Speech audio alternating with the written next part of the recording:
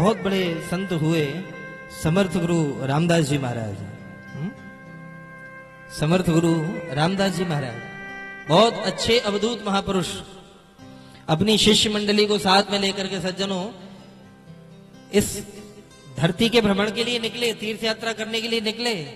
जहां सांझ हो जाती वहीं पर तंबू लगा देते शिष्यगण और रात्रि में विश्राम करते, भोजन प्रसादी बनाते पाते और सवेरे फिर से तंबू उखाड़ करके आगे चल देते तीर्थों में दर्शन करने के लिए। एक दिन की घटना की सांझ हुई और जैसे सज्जनों सांझ हुई तो शिष्यों ने कहा गुरुदेव, समर्थ गुरु रामदास जी से कहा गुरुदेव, हाँ बेटा। बोले गुरुदेव सांझ हो गई है, अगर आप कहें तो ये जो तंबू है, ये जो शिविर है, ये यहीं लगा दें। बोले अरे जलपान इत्यादि की व्यवस्था है कि नहीं यहाँ पे?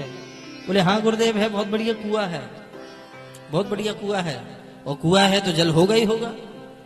पेड़ों की बढ़िया सुंदर छां है, तो गुरुदेव हमारे समझ से यहीं पर आज रात्रि विश्राम करना चाहिए। जैसे ही सुना गुरुदेव ने कहा भैया तुम्हारी जैसी राजी, लगाओ व्यवस्था करो। और एक तंबू तैयार किया जिसमें समर्थ गुरु रामदास जी जाकर के भजन करने लगे।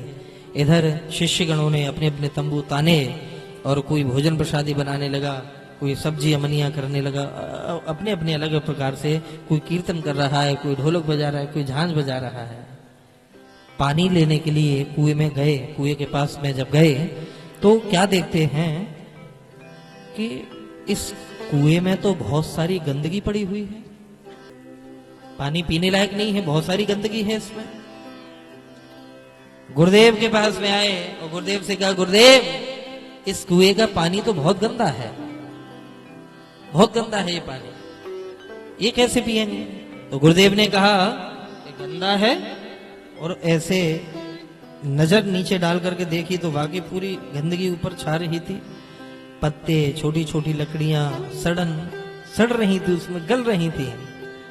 अच्छा, ऊपर की ओर देखा समर्थ गुरु रामदास जी ने, तो देखते हैं कि जो बगल में कुएं के पास में जो वृक्ष था, उसकी जो प्रमुख डाली थी वो उस कुएं के ऊपर ही थी।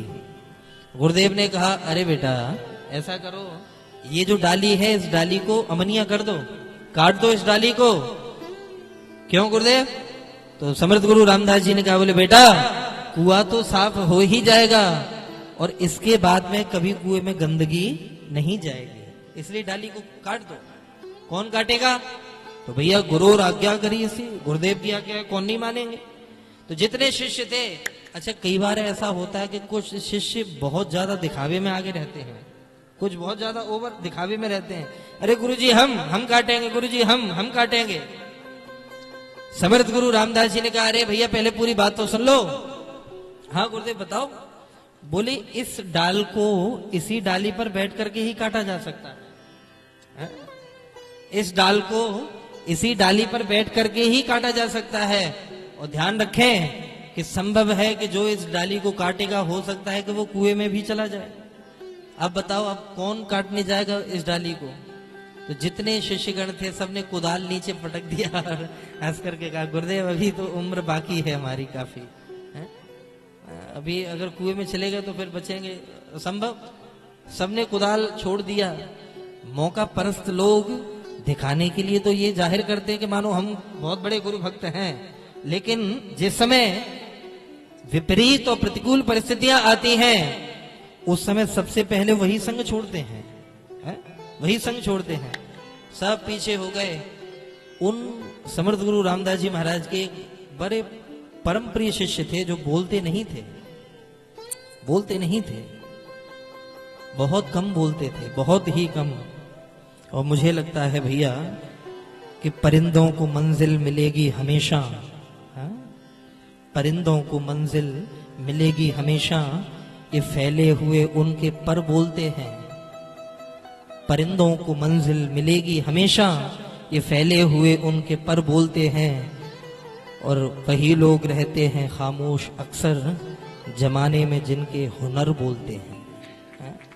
जिनका हुनर जमाने में बोलता है तो वो लोग प्राय कम बोलते हैं। कल्याण देव जी महाराज परम प्रिय शिष्य दौड़ करके आए, कहा कुछ नहीं, गुरुदेव के चरणों में प्रणाम किया और प्रणाम करके मालिक कुदाल लिया, कुल्हाड़ी ली और कुल्हाड़ी लेकर के चढ़ गए, डाली पर बैठे और काटना प्रारंभ कर दिया। गुरुदेव की आज्ञा है, क्यों ना मानते, गुरुदेव की आज्ञा। आहा, काट रहे हैं।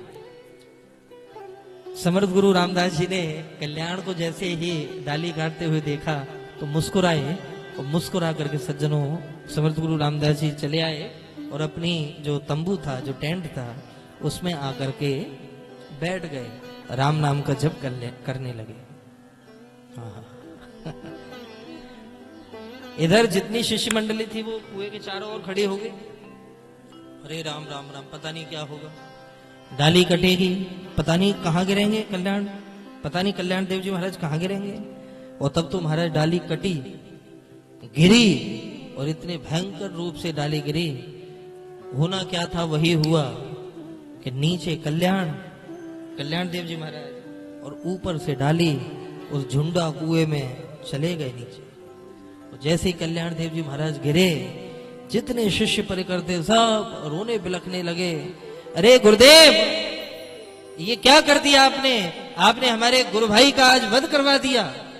अगर आप ऐसी आज्ञा ना देते तो आज हमारा गुरु भाई जिंदा होता, कुएं में गिर गया, देखो मर गया। तो कुछ लोग तो गुरु के ऊपर ही लांछन लगाने लगे, और कुछ लोगों ने देखा, कुछ शिष्यों ने देखा कि अरे भैया अभी ये जिंदा है नीचे, इसको निकालो। तो दौड़ दौड़ करके सज्जनों रस्सी वस्सी लेकर के गए, नीचे डाली। एक व्यक्ति अपनी कमर से रस्सी बांध करके गया नीचे, और दूसरी रस्सी जो थी उसको कल्याण देव जी महाराज के कमर में बांधी और बाहर निकाला। जिंदा तो बच गए लेकिन बेहोश हो गए।